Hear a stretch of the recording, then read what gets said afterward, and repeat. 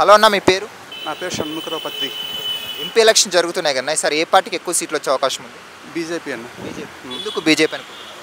అలాంటి ఏకగ్రీవంగా సాహసోపేతమైనటువంటి నిర్ణయాలు తీసుకోవడము మోదీకి తప్ప ఇంకెవరికి సాధ్యం కాదు.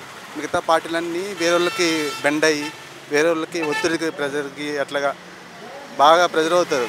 కానీ ఈయనొక్కడే సాహసోపేతమైన నిర్ణయాలు తీసుకోగలడు. పర్టికులర్గా చూస్తున్నాం కదా, చాలా మంచి నిర్ణయం.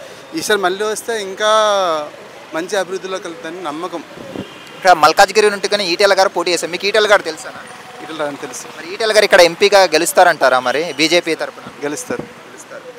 ఒకవేళ ఆయన గెలిస్తే కేంద్రం నుండి నిధులు తీసుకొని వస్తారంటారా? 100%.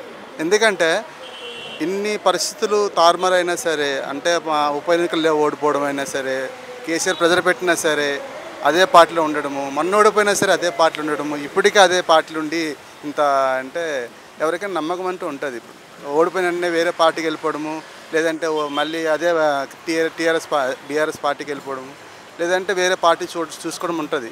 కానీ ఆయన రాజేంద్ర సార్ కూడా అప్పటికెళ్ళి అదే స్టాండ్ మీద ఉన్నాడు కాబట్టి ప్రజలు కూడా అదే నమ్మకం.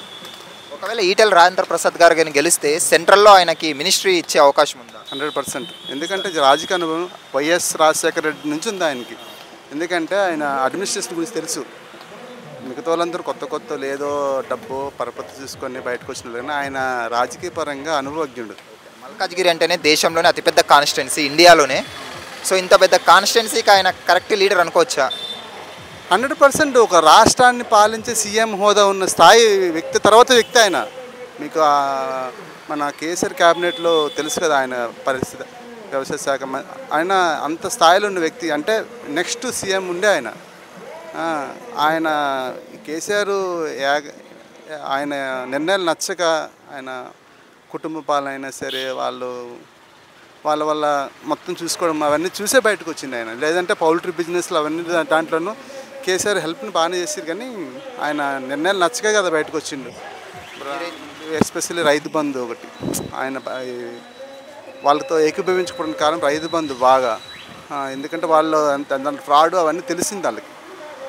రైతు బంధు అయినా సరే, నెక్స్ట్ ధరణి అయినా సరే, దానిలో ఫ్రాడ్ తెలిసే బయటకు వచ్చింది. Special arrange రీజన్సే.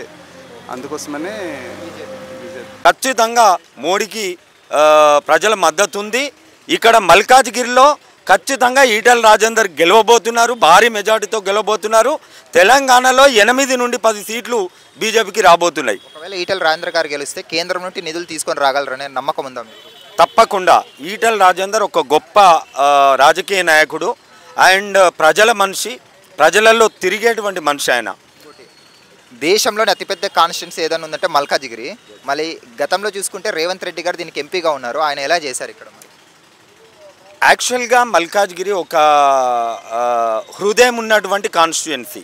అంటే ఇక్కడి ప్రజలు ఎవరినైనా అణగదొక్కాలని చూసినప్పుడు వాళ్ళను ఖచ్చితంగా ఆదుకొని వాళ్ళను పైకి తీసుకొస్తారు. ఈసారి అయితే స్టేట్లో మరి సెంట్రల్లో కూడా బీజేపీ హవా కొనసాగుతుంది అనుకోవచ్చు.